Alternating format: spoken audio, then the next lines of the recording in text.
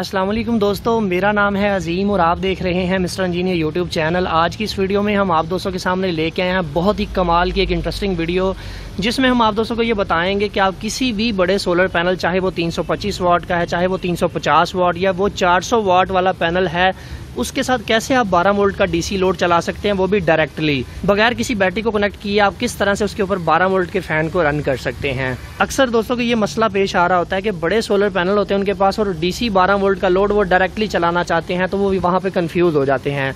सो आपने इस वीडियो को एंड तक देखना है। हम आपको डिटेल से बताएंगे कि ये किस तरह से काम करता है, कैसे आप पंखों को चला सकते हैं। दूसरे नंबर पर हम आपको ये भी बताएंगे कि अगर आपके पास 2 बैटरी हैं, 24 वोल्ट का आपका सेटअप है, 24 वोल्ट वाला इन्वर्टर है और आप उससे 12 वोल्ट का लोड किस तरह से चला सकते हैं। सो दोस्तों, वीडियो को शुरू करने से पहले हमेशा की तरह आप दोस्तों से 2 ही रिक्वेस्ट करूंगा। एक तो आपने इस वीडियो को लाइक ज़रूर कर देना है ताकि हमारी हौसला अफजाई हो सके, और दूसरा इस वीडियो को एंड तक ज़रूर देखिएगा ताकि आपको इसकी समझ आ सके। तो दोस्तों चलिए शुरू करते हैं।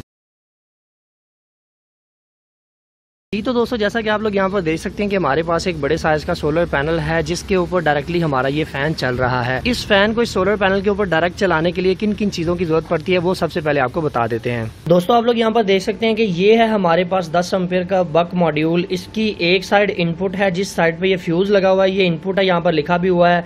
और इसकी ये जो दूसरी साइड है ये आउटपुट साइड है, यहाँ से आपने अपनी आउटपुट लेनी है। इनपुट साइड के ऊपर आप इसको मैक्सिमम 30 से 35 वोल्ट दे सकते हैं। आउटपुट के ऊपर आप इससे अपनी मर्जी के वोल्टेज ले सकते हैं। सो मैंने करना यह है कि इनपुट साइड के ऊपर इन 2 वायर्स को कनेक्ट कर देना है। प्लस माइनस को ध्यान से लगाना है आपने। अगर आप उल्टा लगाएंगे प्लस माइनस को तो ये मॉड्यूल खराब हो जाएगा। सो प्लस माइनस को मैं जल्दी के साथ देकर इसके ऊपर लगा देता हूं और फिर आप दोस्तों को लिए चलते हैं छत पे, वहां पर सोलर पैनल के साथ लगाकर चेक करवाते हैं कि किस तरह से ये मॉड्यूल काम करता है। दोस्तों, आप लोग यहाँ पर देख सकते हैं कि हमने 325 वाट के जे सोलर को नीचे छत के ऊपर रख दिया है। यहाँ पर ये हमारा फैन पड़ा हुआ है। आपने फैन को मॉड्यूल के साथ तब तक कनेक्ट नहीं करना जब तक आप इस मॉड्यूल के वोल्टेजेस को एडजस्ट नहीं कर लेते। आप यहाँ पर देख सकते हैं कि हमने एक वायर के जरिए इस मॉड्यूल के अंदर कनेक्शंस किए हैं। इस मॉड्यूल की इनपुट देकर लगाई है, आउटपुट यहाँ से हमने आगे मीटर कनेक्ट किया। तो आप यहाँ पर देख सकते हैं कि इनपुट से 40 वोल्ट आ रहे हैं। अगर मैं यही 40 वोल्ट पंखे को लगा दूंगा तो पंखे की मोटर फौरन से खराब हो जाएगी। सो मुझे इसके वोल्टेज को वेरी करना है। इस छोटे से स्क्रू ड्राइवर की मदद से मैं इस वेरिएबल को घुमाने की कोशिश करता हूँ। अगर आप इस मॉड्यूल को एंटी क्लॉकवाइज घुमाएंगे तो आप यहाँ पर देख सकते हैं कि वोल्टेजेस जो है वो नीचे की तरफ जाएंगे। अगर आप इसे क्लॉकवाइज घुमाएंगे तो वोल्टेजेस ऊपर की तरफ जाएंगे। एक चीज याद रहे कि ये स्टेप डाउन मॉड्यूल है, स्टेप अप नहीं है। दोस्तों, वोल्टेजेस को आपने 14.5 या 14 के ऊपर एडजस्ट कर लेना है। तो मैं यहाँ पर 14 के ऊपर एडजस्ट कर लेता हूँ ताकि हमारा फैन भी खराब ना हो और फुल स्पीड के साथ भी चले। यहाँ पर मैं 12 वोल्ट इसलिए सिलेक्ट नहीं कर रहा क्योंकि 12 वोल्ट अगर सिलेक्ट करूंगा तो फैन की जो स्पीड है वो बिल्कुल स्लो होगी। अभी यहाँ पर मैं जो ये फैन की वायर्स हैं इनको कनेक्ट कर देता हूँ इस मॉड्यूल के साथ। अभी दोस्तों, आप लोग यहाँ पर देख सकते हैं कि हमारा ये जो फैन है ये फुल स्पीड के साथ काम कर रहा है इस वक्त। आप यहाँ पर वोल्टेजेस भी देख सकते हैं। ये फैन जो है बेसिकली 4 से 5 एम्पेयर मैक्सिमम लेता है। तो ये मॉड्यूल 10 एम्पेयर का है, तो 10 एम्पेयर का लोड आप इसके ऊपर आउटपुट के ऊपर इजीली चला सकते हैं।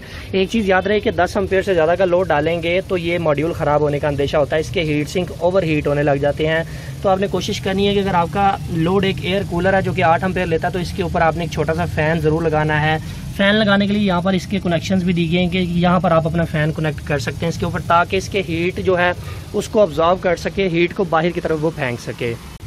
दोस्तों, अगर आप लोगों को ये महसूस हो कि आपका फ़ैन जो है वो फुल स्पीड के साथ काम नहीं कर रहा तो आप इसकी वेरिएबल को थोड़ा सा घुमाकर 14.5 या 15 वोल्ट के ऊपर एडजस्ट कर लें। उसका फ़ायदा आपको ये होगा कि आपका फ़ैन की स्पीड इंक्रीज़ हो जाएगी।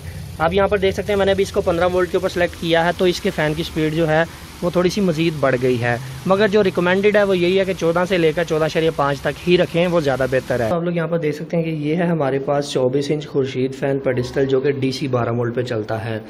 ये हमारे पास 2 बैटरीज हैं। ये वाले यूपीएस के साथ ये कनेक्टेड हैं। ये यूपीएस इनवर्क्स एरॉक्स 3.2 किलोवाट है जो कि 24 वोल्ट के ऊपर काम करता है। तो मैं यहाँ पर इस फैन को एक बैटरी के साथ कनेक्ट करता तो ये वाली बैटरी लो हो जानी थी, ये वाली बैटरी फुल होनी थी और यूपीएस हमारे ने सही बैकअप नहीं देना था।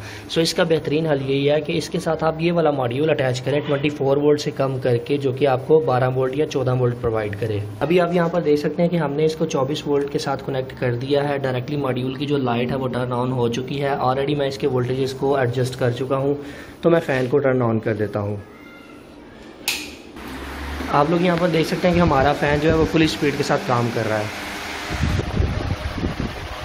यहाँ पर आप लोगों को एक चीज़ बताता चलूँ कि ये अगर 7 एम्पेयर का फ़ैन है तो आप कोशिश करें इसके ऊपर एक छोटा सा फ़ैन लगा दें, एग्जॉस्ट फ़ैन लगा दें, ताकि इसके हीट सिंक को ओवर हीट होने से बचाया जा सके। क्योंकि ये मॉड्यूल 10 एम्पेयर का है तो कोशिश करें साथ में एक छोटा सा फ़ैन यूज़ करें ताकि आपका ये सेटअप बेहतरीन चलता है। सो दोस्तों, इस तरह से आप किसी भी एक सोलर पैनल जो कि बड़े साइज़ का हो उसके साथ अपना 12 वोल्ट का DC लोड चला सकते हैं, DC फ़ैन, DC लाइटें वगैरह चला सकते हैं। सो फाइनली दोस्तों, आज की वीडियो यहीं तक थी। उम्मीद करते हैं आप दोस्तों को पसंद आई। गर्मी की शिद्दत जो है उसका अंदाज़ा आप यहीं पर लगा सकते हैं कि फुली पसीने जो है वो छूट रहे हैं। वीडियो पसंद आने की सूरत में वीडियो को लाइक शाइक ज़रूर कर दिया करें, अपने दोस्तों के साथ शेयर कर दिया करें। अपना बहुत सा ख्याल रखिएगा, अपनी दुआ में याद रखिएगा। अल्लाह हाफिज़। पाकिस्तान जिंदाबाद।